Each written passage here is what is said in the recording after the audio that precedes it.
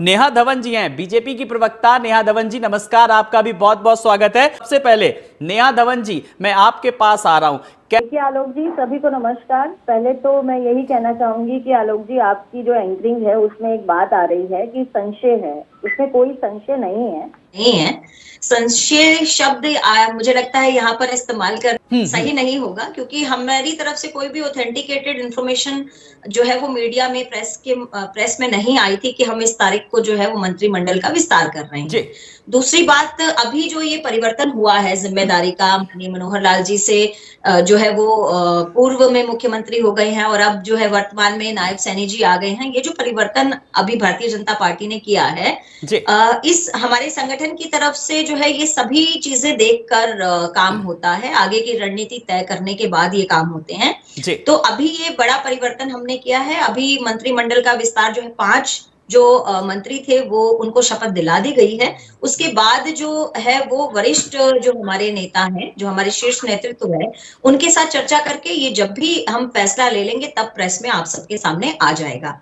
और जबकि पहली बार जो है मुख्यमंत्री बने हैं नायब जी, और बनने के बाद जो प्रोटोकॉल कहता है संगठन की दृष्टि के हिसाब से भी, और जिस तरह से केंद्र में भी भारतीय जनता पार्टी की सरकार है, प्रधानमंत्री भी भारतीय जनता पार्टी के हैं, तो माननीय नरेंद्र मोदी जी से भी मिलकर आशीर्वाद लेना जो है वो जरूरी था। इसलिए नायब जी पहुंचे हैं दिल्ली और उनसे मुलाकात भी की, जेपी नड्डा जी से भी मुलाकात की, और हमारे जो प्रेसिडेंट मैम है उनसे भी मुलाकात की। इसी तरह से जो भी हमारे वरिष्ठ नेता हैं उन सबसे मिलना बहुत जरूरी था, और जो भी गहन मंथन और चिंतन करना था उस बारे में बातचीत हुई। और अभी जो भी मंत्रिमंडल को लेकर फैसला आएगा आलोक जी, वो आप सबके समक्ष आएगा, इसलिए संशय की यहाँ पर कोई भी बात नहीं है। चलिए, अभी आपने सुना नहीं, देखिए नेहा धवन जी ने कहा कि जिस तरीके से मंथन जारी है। जी, आपने देखिए नेहा जी की भी बात सुनी। और देखिए आलोक जी, अजय जी ने जो बातें कही है, अजय शुक्ला जी ने जो बातें कही हैं, मैं उनकी बात पर एक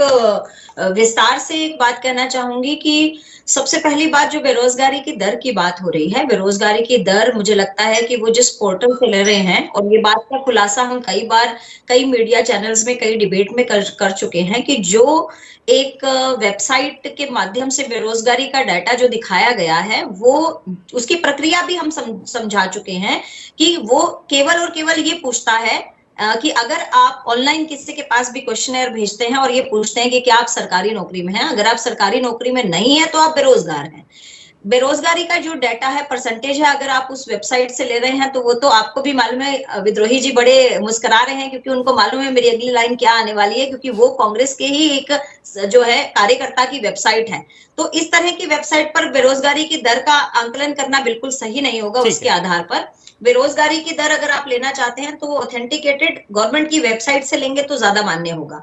दूसरी बात, एमएसएमई सेक्टर की बात है, तो एमएसएमई सेक्टर में अगर हम 2014 से पहले का समय देखें, चाहे वो सेंटर की तरफ से था, चाहे वो स्टेट हरियाणा गवर्नमेंट की तरफ से था, एमएसएमई सेक्टर जो है बिल्कुल लॉस में चल रहा था।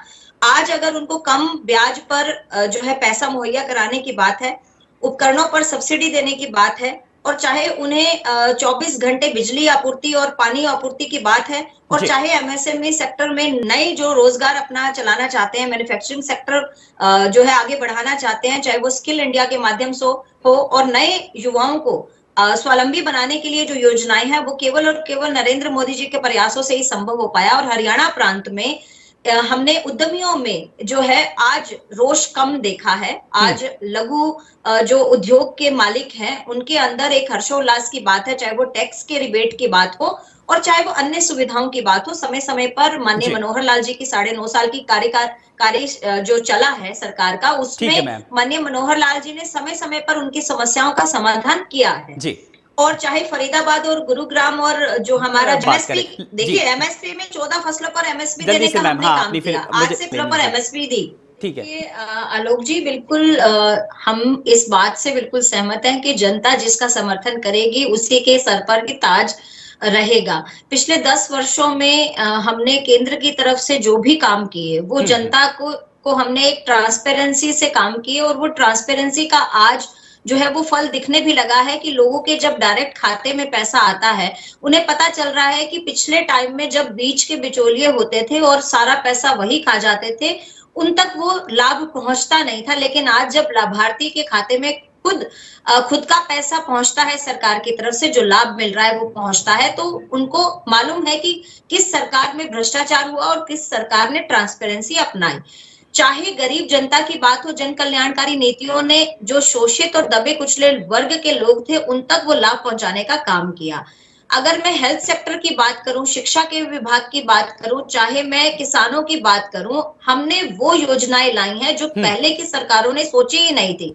भावांतर भरपाई की बात हो, एमएसपी 14 फसलों को देने की बात हो, या फिर मुआवजे की राशि बढ़ाने की बात हो, या फिर किसान सम्मान निधि की बात हो, इस तरह से किसी भी सरकार ने विचार नहीं रखा। शिक्षा के क्षेत्र में जहां हमने हर जिले में जो है वो कॉलेज बनाने की बात कही है, और हमारे हरियाणा में ही हमने पुराने समय से जो है वो कॉलेज की संख्या में बढ़ोतरी की। आपको अगर मैं बताऊं तो हमारे हरियाणा में 2014 तक 105 महाविद्यालय थे, लेकिन उसको बढ़ाकर हमने 77 महाविद्यालय नए खोले। पिछले लगभग 10 साल के कार्यकाल में हमने 182 महाविद्यालयों की संख्या कर दी। विश्वविद्यालय 43 थे, हमने 56 कर दिए, 13 नए विश्वविद्यालय बना दिए। हमारे राजकीय औद्योगिक प्रशिक्षण संस्थानों की संख्या 142 थी 2014 में, हमने 192 कर दिया।